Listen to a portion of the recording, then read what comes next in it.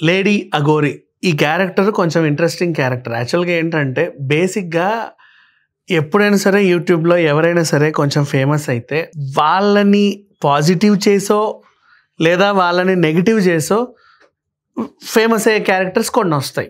ఎవరైనా సరే, ఇప్పుడు మొనాలైకే చిట్టే కావచ్చు, అఘోరియే కావచ్చు, ఇంకెవరైనా కావచ్చు.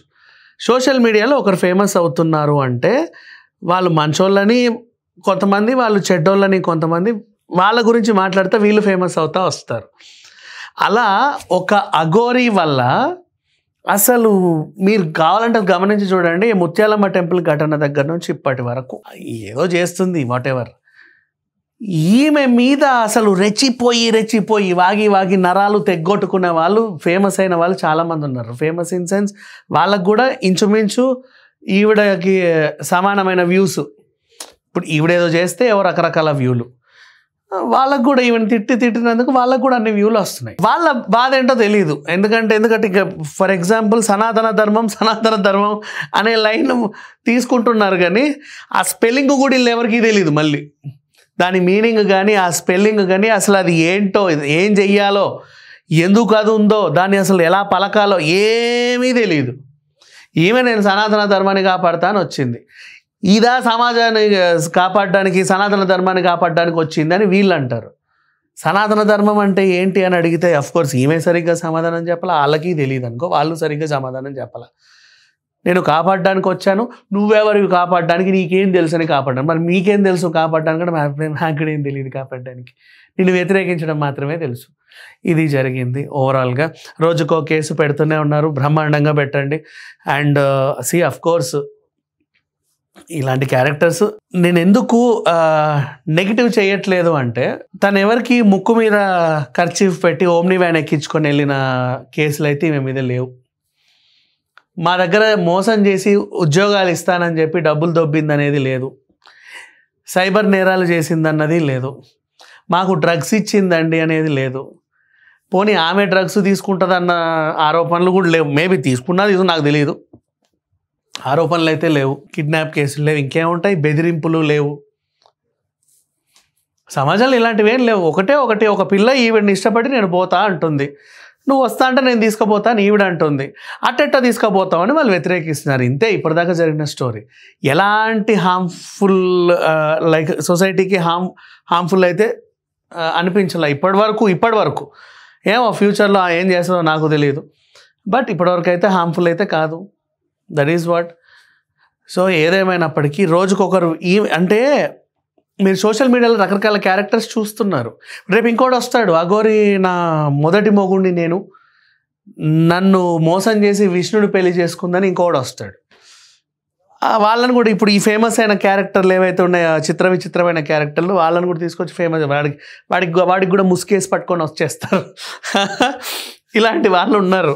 కానీ ఇవన్నీ కూడా ఏంటంటే మీడియాలో వైరల్ అయ్యేంత వరకే, కానీ కోర్టులో ఇలాంటివన్నీ చెల్లవు. బికాజ్ ఇప్పుడు ఎలా పెళ్లి చేసుకున్నావమ్మా ఈ అఘోరిని అంటే వాళ్ళ దగ్గర ఆన్సర్స్ లేవు. ఎవరి దగ్గర ఆన్సర్స్ లేవు. అండ్ నువ్వు అఘోరిని ఎందుకు వ్యతిరేకిస్తున్నావన్నా ఎవరి దగ్గర ఆన్సర్స్ లేవు. ఒకటి ఉంటుంది, ఈర్ష్య. మేము ఎప్పటి నుంచో జోగిని వ్యవస్థలో ఉండి అసలు ఇట్లా ఉంటుంటే ఇన్ని పూనకాలు తెచ్చుకొని ఇన్ని బోనాలు ఎత్తి మా కాలనీ వరకే మా మొహాలు తెలుసు. ఈమె మొత్తం ప్రపంచవ్యాప్తంగా తెలిసిపోయింది. ఎక్కడ తెలుగు వాళ్ళు ఉంటారు, ఏ అఘోరి అని గుర్తుపడుతున్నారు. వచ్చిన చోటల్లా సంచలనం అవుతుంది. ఈమె మాట్లాడినా, నడిచినా, అరిచినా, కనిపించినా వ్యూలు భలే వస్తున్నాయి. ఇంత షార్ట్ పీరియడ్లో ఇంతమందికి తెలిసింది. 6 నెలలు 7 నెలలు గ్యాప్లో. మేము ఇన్నేళ్ల నుంచి జోగిని వ్యవస్థలో ఉన్న మా మొహం దానికి కూడా సరిగా తెలుసో లేదో తెలియదు అనే మొహాలు ఉన్నాయి చూసారా. ఈ ఫేసెస్ అన్నీ కూడా ఇప్పుడు ఈ క్యారెక్టర్ వల్ల ఫేమస్ అవుతున్నాయి. దాన్ని వ్యతిరేకిస్తా అంటే చూసేవాళ్ళు చాలామంది కూడా ఊరికే జడ్జిమెంట్లు చేయకండి. వీళ్ళంతా కూడా ఫేకే. ఎవడు దీంట్లో ఉద్దండు కాదు, ఎవడు దీంట్లో శుద్ధపూస కాదు, ఎవరు ఏది కాదు. అర్థమైందా? అండ్ ఎవరి వల్ల ఎవరికి ఉపయోగం కూడా లేదు. ఊరికే ఒక ఎంటర్టైన్మెంట్ అనమాట. ఒక క్యారెక్టర్ వస్తుంది, గొడవ పడుతూ ఉంటుంది, ఇంకో క్యారెక్టర్ వచ్చి వ్యతిరేకిస్తూ ఉంటారు. వాళ్ళు కొట్టకు సస్తూ ఉంటారు. దాన్ని చూసి మిగతా వాళ్ళందరూ కింద కామెంట్లు పెట్టి వాళ్ళు ఎంటర్టైన్ అవ్వడమో లేకపోతే ఇంకేం చేయడమో ఇంకేమేమి అవ్వడం ఇలాంటివన్నీ చేస్తూ ఉంటారు. ఎక్కడ ఏది ఉండదు, ఎవరికి ఏది ఒరగదు వీళ్ళ వల్ల. అండ్ ఇప్పుడు ఈవిడ పరారీలో ఉంది, ఫోన్ స్విచ్ ఆఫ్ చేసి ఉంది, అందుకే దొరకట్లేదు అని చెప్పి కూడా వీళ్ళందరూ వైరల్ చేస్తున్నారు. లాస్ట్ టైం కూడా కేసు February 2020 మొన్న ఫిబ్రవరిలో పెట్టినప్పటి నుంచి కూడా ఇప్పటిదాకా అయితే ఉందిగా. కేసులు పెట్టినంత మాత్రం ఎవరు పారిపోరు. అంటే అలానే నేను ఈమెకేం సపోర్ట్ చేయట్లేదు. అంటే ప్రతిదీ తేలిగ్గా తీసుకుంటుంది. వీళ్ళు మాత్రం చాలా రెచ్చిపోయి ఒక క్యారెక్టర్ని ఏదో చేద్దాం అనుకుంటున్నారు. మీరు చెయ్యండి, తప్పులేదు.